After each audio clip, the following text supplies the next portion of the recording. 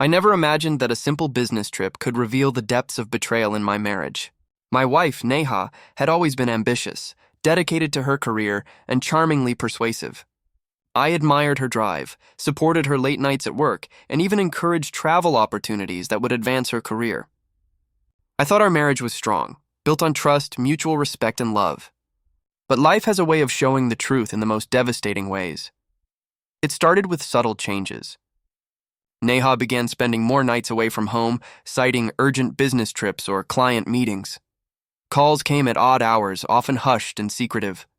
Initially, I trusted her. After all, she was my wife, and I had always believed in her honesty. But over time, the signs became impossible to ignore. An unfamiliar scent on her clothes, evasive answers, and an unusual attachment to her phone that she guarded obsessively. The breaking point came when she announced a week-long business trip to a city a few hours away. She was enthusiastic, claiming it was a key opportunity to meet with senior executives and secure a promotion. I kissed her goodbye, wishing her luck, and trusted that our marriage would remain intact. But intuition gnawed at me relentlessly, compelling me to act. I decided to check the hotel where she was staying, something I never imagined I would do. I wasn't planning confrontation, just clarity. I arrived quietly, disguising my presence as a casual visitor to the hotel lobby. What I witnessed next would haunt me forever. Through a partially open door, I saw Neha with her boss, engaged in a passionate act, completely oblivious to the world outside. Shock, disbelief, and rage collided inside me. The woman I had trusted with my heart and life was betraying me in the most intimate and deliberate way imaginable. The evidence was undeniable. This wasn't a fleeting kiss or a careless flirtation. It was months of deception culminating in a blatant act of infidelity. I didn't confront her immediately. Instead, I documented everything carefully, photos, timestamps, and details of her stay. My mind raced considering the ramifications, legal, emotional, and personal. I knew the betrayal was profound, but I refused to let my anger drive impulsive decisions. Every step had to be precise, deliberate, and irrevocable. When I returned home, I confronted Neha. Her expression shifted from confidence to panic as I presented the evidence. It's not what it looks like, she stammered, but the proof spoke louder than any excuse she could offer. Years of shared life, trust, and love flashed before my eyes, shattered by her deliberate deception. Divorce proceedings were inevitable. I hired a competent lawyer, ensuring that Neha could not manipulate custody, finances, or assets.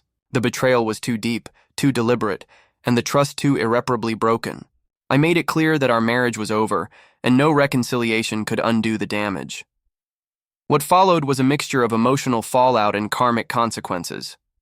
Neha's professional reputation, carefully maintained, began to crack as rumors and revelations spread among colleagues. Her affair with her boss, once a secret, became an open topic of speculation and social humiliation. The man she had trusted to protect her secrets eventually abandoned her when the scandal threatened his career. Meanwhile, I focused on rebuilding my life. I immersed myself in work, personal growth, and emotional healing. The betrayal, while devastating, became a catalyst for self-discovery. I learned the importance of vigilance, boundaries, and the painful reality that love alone cannot sustain a relationship when honesty is absent. Reflecting on the experience, I realized that revenge was unnecessary. Life had its own way of balancing the scales. Neha's choices had consequences: isolation, professional scrutiny, and the realization that betrayal carries an inevitable price. I did not need to intervene. Her own actions delivered justice more effectively than any scheme I could have devised.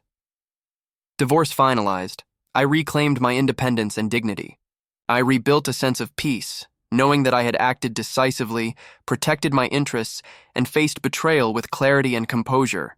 Neha, on the other hand, faced the aftermath of her actions fully: a fractured reputation, damaged relationships, and the emotional fallout of deceit. In the end, the hardest lesson was simple yet profound.